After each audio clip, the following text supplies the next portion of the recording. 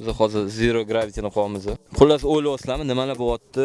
Biz Aito M9 degan mashinadamiz. Eng lyuks mashina qaysi desanglar, mana shu Aito M9 bo'ladi. Li9 dan charchagan odamlar, Li9 dan yana ko'proq narsa olmoqchi bo'lgan odamlar, eng premium mashina qidirayotgan odamlar uchun Aito M9 maslahat beraman, chunki bu yerda полный премиальный качестводagi material ishlatilgan. Birinchidan kojasi va shu boshqa urovenda yog'och ishlatilgan. Agar Li9 da ko'rgan bo'lsanglar, oddiy ekran bo'lgan bo'lsa, bu yerda kinoteatrga o'xshagan proyektor bor. Menimcha, uylarda ham unaqa komfort bo'lmasa kerak. Ko'rayotgan bo'lsanglar, mana bu orqada proyektor bemalol sizlarga bu yerda ko'rsatib beradi. Kunimiz hozir juda ham yorug', yana pardalar hammasi tushirilmagan. O'shaning evaziga ham sal xira ko'rayotgan bo'lish mumkin kamerada, lekin eshikni yopib, polni pardalarni ko'tarsak, haqiqiy kinoteatrda o'tirgandek bo'lasizlar. Dinamikalarni ham ko'rayotgan bo'lsanglar, Huawei Sound bekorga Huawei bu yerda dinamik turmayapti, chunki bu mashina imенно Series bilan Huawei orqali qilingan modellar. Bu degani Huawei bilasizlar, juda ham texnologik kompaniya va bu mashinada Huawei'dagi bor eng maksimal texnologiyalar hamma ishlatilgan. Bundagi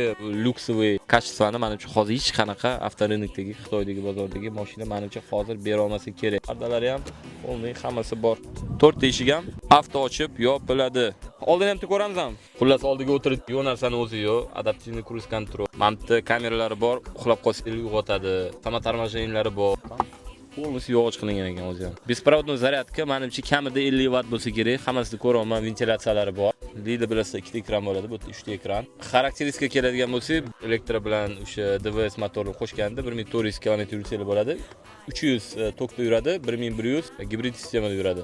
Podveskasi pnevma, kolonkalari juda ham ko'p. Men spesial hozir mana telefonni ulab qo'ydim, lekin to'g'risi desam, ovoziga vashchi qoyil qoldim.